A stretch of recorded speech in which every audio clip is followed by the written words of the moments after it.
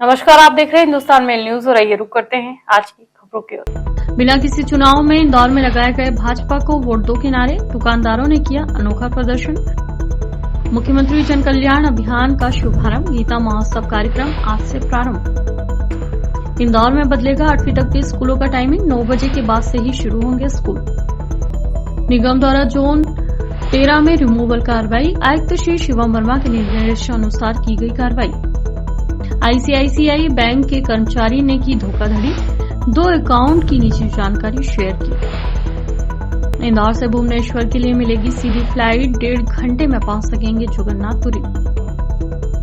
महिला और नाबालिग के धर्म परिवर्तन की कोशिश, हिंदूवादी संगठन के साथ थाने पहुंचा पिता ने की शिकायत। इंदौर में कड़ाके की ठंड शुरू हो गई है। इसे देखते हुए जिला प्रशासन ने स्कूलों के समय में परिवर्तन करने का निर्णय लिया है। इंदौर के प्रभारी कलेक्टर व निगम कमिश्नर शिवम वर्मा ने बताया कि स्कूलों के समय में बदलाव कर रहे हैं। बता दें, पहली से 8वीं तक के स्कूल 9 बजे के बाद ही शुरू होंगे। आदेश कुछ देर में जारी हो जाएगा। यहां परिवर्तन तत्काल प्रभाव से लागू होगा। संबंधित अधिकारियों को निर्देश दिए गए हैं कि वह सभी शासकीय, अशासकीय और मान्यता प्राप्त विद्यालयों में इस आदेश का कड़ाई से पालन सुनिश्चित करें। प्रशासन ने ये कदम ठंड के कारण बच्चों के स्वास्थ्य को ध्यान में रखते हुए उठाया है। उत्तर भारत से आ रही बर्फीली हवाओं से इंदौर भी जमने लगा है। मौसम विभाग ने आज से अगले 4 दिनों तक इंदौर में शीतलहर की चेतावनी दी है। साथ ही कल पहली बार एक साथ शीतलहर और शीतल दिन भी घोषित किया है। आज ही यह स्थिति बनी हुई है।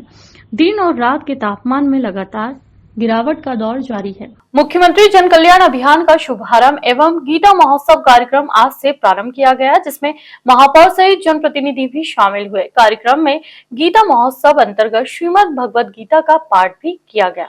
बता दें, इस दौरान मुख्यमंत्री द्वारा प्रदेशवासियों के लिए चलाई जा रही योजनाओं के पात्र हितग्राहियों को लाभ मिले, इसके लिए शिविर भी लगाया जाएगा।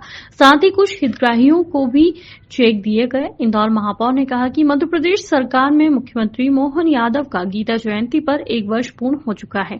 गीता माता का आशीर्वाद है।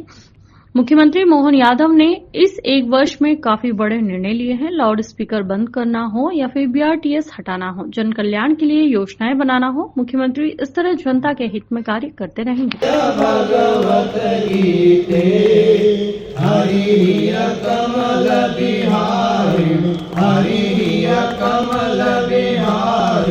सुंदर सुपुनीते ओम जय भगवत गीते विद्या ब्रह्म परा ओम जय भगवत गीते। सभी को और सबके कुशलता का संदेश दिया गया है। और 1 साल जो माननीय मुख्यमंत्री जी ने जन कल्याण का निकाला है, ऐतिहासिक रूप से समाज के आदमी विकास पहुंचा है। और ऐसे ऐतिहासिक निर्णय हुए हैं जिनसे पूरे समाज में अलग प्रकार का परिवर्तन दिख रहा है, चाहे वो लाउड स्पीकर बंद करने का हो और इंदौर की दृष्टि से चाहे बीआरटीएस हटाना हो या निर्माण के काम हो। मैं अपनी ओर से सभी को बधाई देता हूं और माननीय मुख्यमंत्री जी के आने वाले 4 साल यशस्वी हों, इसकी भी शुभकामनाएं देता हूं।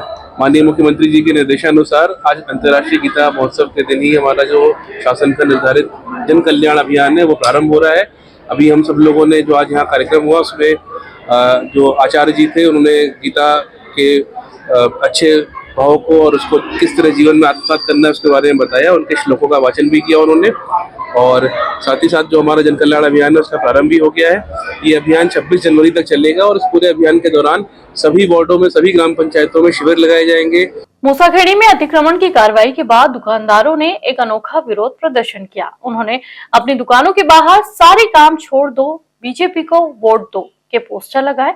यह विरोध प्रदर्शन अतिक्रमण की कार्रवाई के खिलाफ था, जिसके कारण कई दुकानदारों को अपनी दुकानें हटानी पड़ी। दुकानदारों का कहना है कि उन्हें अपनी रोजी के लिए यह दुकानें चलानी है, लेकिन अतिक्रमण की कार्रवाई के कारण उन्हें बहुत परेशानी हो रही है। आयुक्त श्री शिवम वर्मा के निर्देशानुसार आज जोन क्रमांक 13 के अंतर्गत 2 स्थानों पर अवैध निर्माण हटाते हुए रिमूवल कार्रवाई की गई। बता दें, उपायुक्त श्रीमती लता अग्रवाल ने बताया कि निगम रिमूवल विभाग द्वारा आज जोन क्रमांक 13 के अंतर्गत 68 विष्णुपुरी में एमओएस में किए गए 3000 स्क्वायर फीट क्षेत्र में अवैध निर्माण को हटाने की कार्रवाई की गई। इसके साथ ही जोन क्रमांक 13 के अंतर्गत 37 नानक पैलेस कॉलोनी में अवैध रूप से बनाए जा रहे 1500 स्क्वायर फीट का हॉस्टल निर्माण को भी रिमूवल करने की कार्रवाई की गई। कार्रवाई के दौरान उपायुक्त श्रीमती लता अग्रवाल, भवन अधिकारी श्री अंकेश बिरथरिया, श्री सुनील जादौन, भवन निरीक्षक श्री विशाल पटेल, रिमूवल सहायक श्री बबलू कल्याणे और अन्य उपस्थित थे। देखिए, नगर निगम इंदौर निरंतर जो अवैध निर्माण हो रहे हैं उस पर कार्रवाई कर रहा है और इसी क्रम में आज जोन 13 में 2 बिल्डिंगों पर ये कार्रवाई की गई है। उनको अंतिम नोटिस दिए गए थे और आज वहां पर रिमूवल की कार्रवाई की गई।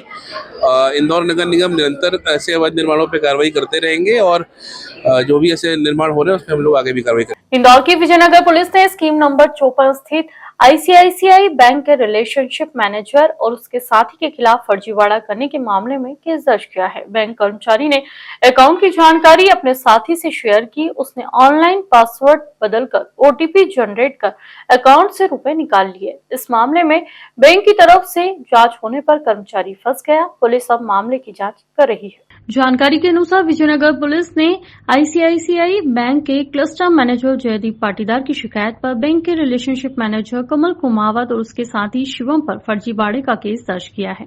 जयदीप ने बताया कि अकाउंट एनालिसिस में पता चला कि 2 अकाउंट ऐसे हैं जिन्हें कमल ने कई बार चेक किया है। अकाउंट डिटेल में छेड़छाड़ कर पासवर्ड बदले गए। एक अकाउंट में 5,64,000 और दूसरे अकाउंट में 3,50,000 रुपए निकाले गए। इस मामले में कमल से पूछताछ की तो उसने अकाउंट में छेड़छाड़ करने की बात कबूली। उसने बताया कि अकाउंट से जुड़ी निजी जानकारी दोस्त शिवम को दी थी।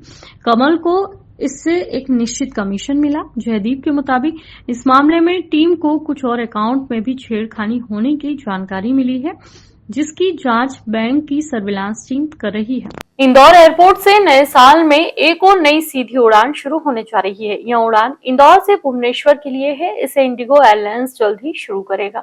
इससे इंदौर सीधे उड़ीसा से कनेक्ट हो जाएगा। सबसे ज्यादा फायदा जगन्नाथपुरी जाने वाले श्रद्धालुओं को मिलेगा। ट्रैवल एजेंट्स का कहना है कि यह इंदौर से ओडिशा को जोड़ने वाली पहली फ्लाइट होगी। इससे भुवनेश्वर सहित ओडिशा के अन्य शहरों तक जाने वाले यात्रियों को काफी मदद मिलेगी। इसके साथ ही भुवनेश्वर पूर्वी भारत का प्रमुख व्यावसायिक केंद्र भी है।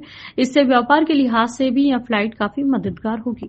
इंदौर के लसूड़िया थाने पर एक व्यक्ति ने पत्नी और 13 साल के बेटे की गुमशुदगी दर्ज कराई। हिंदू जागरण मंच के लोगों को जानकारी मिली कि एक युवक उन्हें अपने साथ लेकर गया है। उन्हें इंदौर से पहले एक धार्मिक स्थल पर साथ रखने के बाद हिंदू संगठन के लोगों द्वारा ढूंढने की जानकारी पर भोपाल ले गए। बता दें, हिंदू जागरण मंच के लोगों ने लसूड़िया पुलिस से मामले में केस दर्ज करने की बात कही, जिसके बाद पुलिस ने बच्चे के बयान के बाद बुधवार को कार्रवाई की बात कही। मंगलवार रात लसूड़िया थाने पर पहुंचे हिंदू जागरण मंच के राजकुमार टेटवाल और मानसिंह ने बताया कि 25 नवंबर को रविदास नगर में एक महिला और उसका 13 साल का बेटा लापता हुआ। महिला के पति ने लसूड़िया थाने पर सूचना दी। इस दौरान पता चला कि वह किसी अब्दुल नाम के व्यक्ति के साथ गई है। पहले दोनों को एक धार्मिक स्थल पर धर्म परिवर्तन के लिए ले जाया गया। यहाँ बच्चे को भी कई तरह से लालच दिए गए, लेकिन बच्चे ने धर्म परिवर्तन की बात से इनकार कर दिया। फिर 2 दिन बाद 27 नवंबर को बच्चे और उसकी मां को भोपाल ले जाया गया। यहाँ कुछ लोगों ने उसका ब्रेन वॉश किया। इसके बाद रुपए देने की बात भी कही, लेकिन वहां भी बच्चा पिता के पास जाने की जिद करने लगा, जिसके बाद आरोपी बेटे को 29 नवंबर को घर के बाहर छोड़कर चले गए। यहाँ बेटे ने अपने पिता को पूरी घटना की जानकारी दी। इस पर पिता ने हिंदू संगठन के लोगों से मदद मांगी।